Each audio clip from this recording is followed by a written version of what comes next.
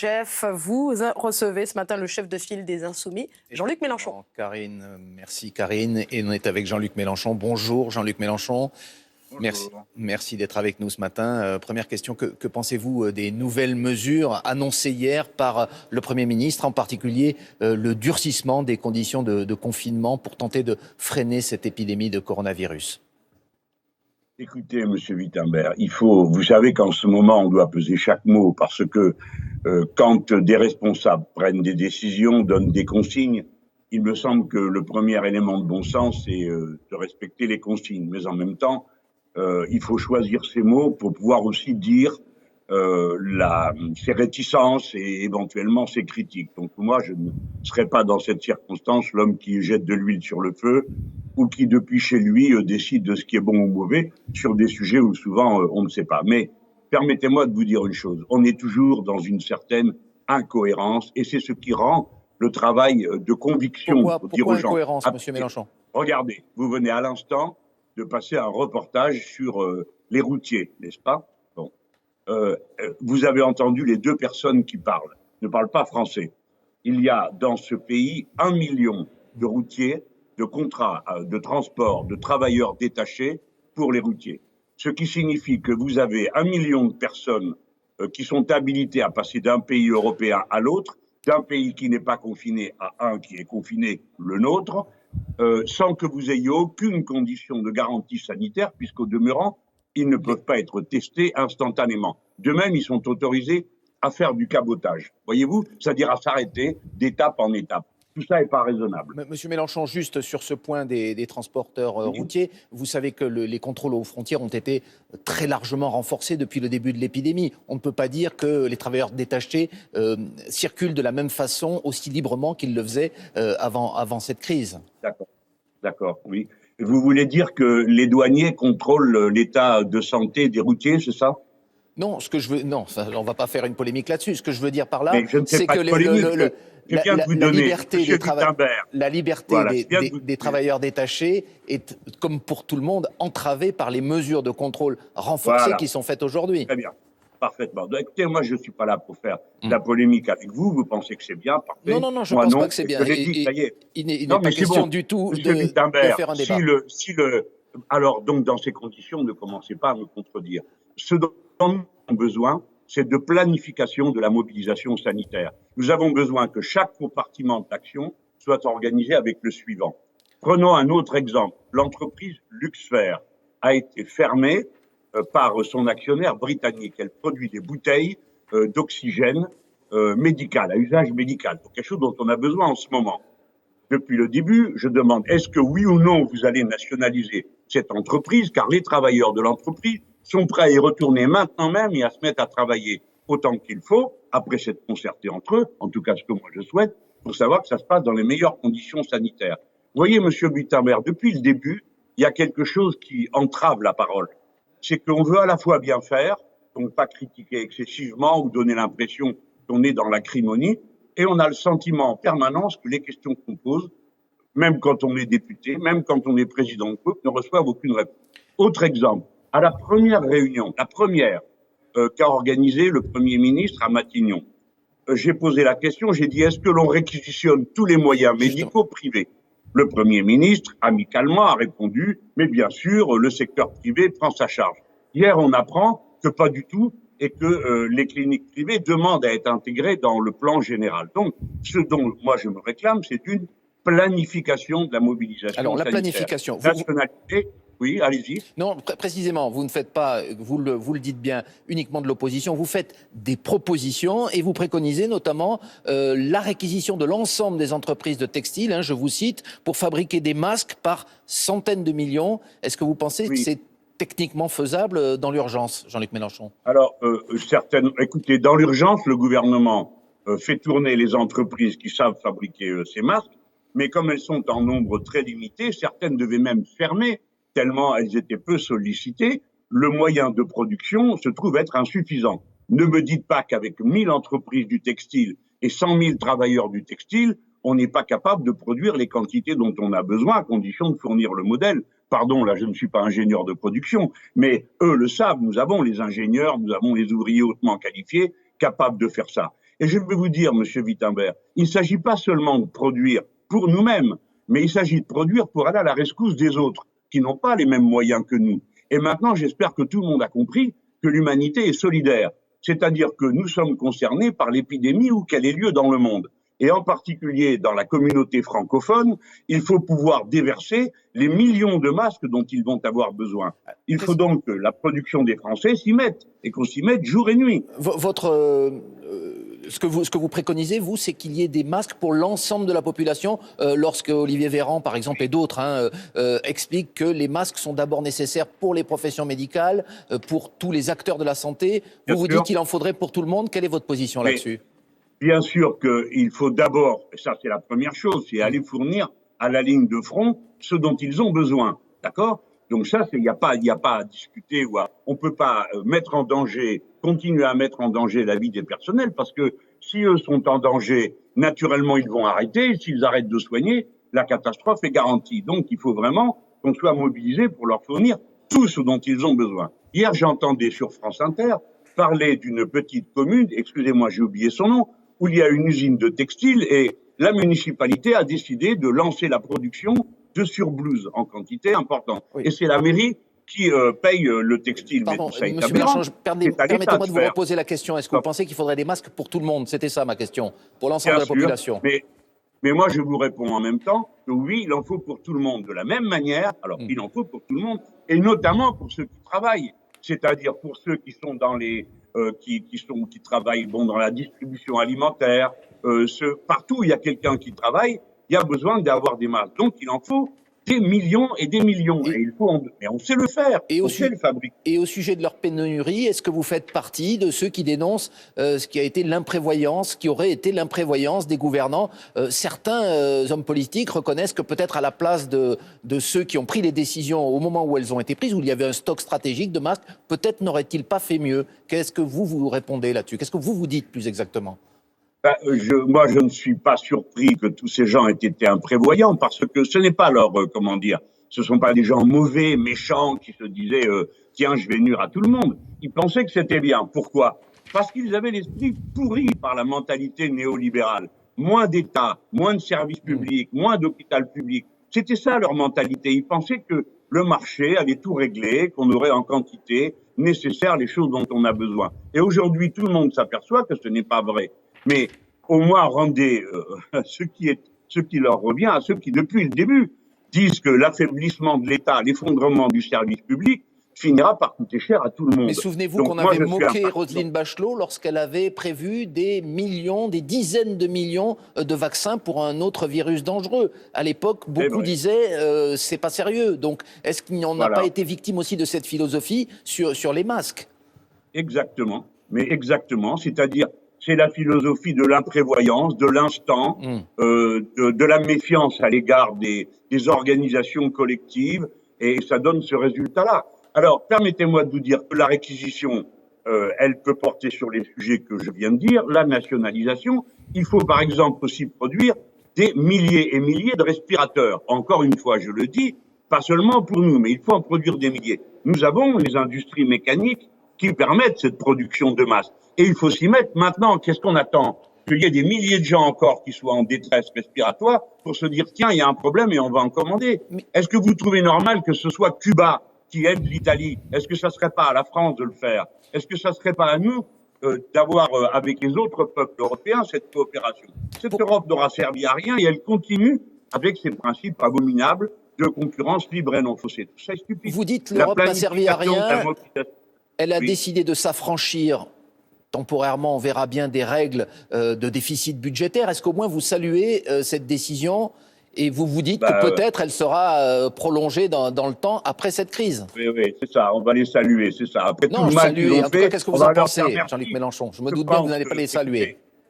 C'est clair, parce que c'est à cause d'eux que cette situation est arrivée au point où nous en sommes. C'est eux qui, année après année, ont demandé qu'on diminue l'État, les services publics. Et maintenant, tout d'un coup, il a toutes les restrictions. Alors, tant mieux. Mais qu'est-ce que vous voulez que je vous dise ? Un gouvernement français responsable ne devrait tenir aucun compte de ce que ces gens racontent et prendre plutôt des mesures de planification de la mobilisation sanitaire. il faut planifier, organiser. Regardez, quand on a fait la guerre du Golfe, moi j'étais contre. Mais bon, tous les soirs, il y avait un gars qui venait, qui disait, aujourd'hui on a fait ci, on a fait là. Et tous les soirs, il y a un gars qui doit venir et dire, on a produit tant de millions de masques, tant de milliers de respirateurs, toute cette zone est couverte, etc., etc. Dans ces conditions, pourquoi vous n'avez pas voté, par exemple, en faveur de l'état d'urgence sanitaire qui va permettre au gouvernement d'agir par ordonnance sur un certain nombre de secteurs, par exemple le secteur du voyage, le secteur du tourisme, permettre aux entreprises d'avoir éventuellement une capacité de rebond lorsque cette crise sera passée? Oui, je vois, Monsieur Wittenberg, en effet, je n'ai pas voté, j'ai voté contre, je n'ai pas seulement pas voté. J'avais voté d'abord la première loi de finances. Je crois que j'ai commis une erreur avec mes camarades parce que on a fait confiance au gouvernement. On s'est dit, on leur a dit, écoutez, nous, on croit que ce que vous faites, ça suffit pas. Il faudrait que vous occupiez de la, la sécurisation sociale des gens. Bon, leur dire, écoutez, les gens, ça y est, on prend en charge. Vous êtes relevé de votre obligation de payer l'eau, l'électricité, votre loyer pendant le temps que va durer le confinement. N'ayez pas peur. Vous ne serez pas expulsé, on ne vous coupera pas l'eau, on ne vous coupera pas l'électricité. Au lieu de quoi, rien de tout ça a été prévu. Et on s'est dit, bon, on va pas les bloquer.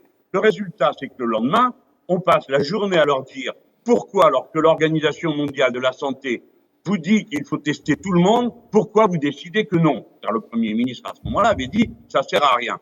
On a passé la journée à leur poser là. Ils répondaient plus. Ils se sont dit, de toute façon, Mélenchon et les autres, ils votent avec nous, donc on fait ce qu'on veut. Et enfin, au bout d'un jour et demi, Olivier Véran répond à la télévision, pas devant l'Assemblée, oui, nous allons appliquer les consignes de l'OMS. Comment va-t-il faire? On n'en sait rien. Donc, je vous dis clairement les choses. On ne fera rien pour les bloquer, les empêcher, mais nous ne faisons pas confiance à des gens qui refusent la planification de la mobilisation sanitaire. Nous n'avons pas confiance. Et que je trouve que vous êtes drôlement à l'aise, Gilles Wittenberg. Vous êtes un homme de liberté en tant que journaliste.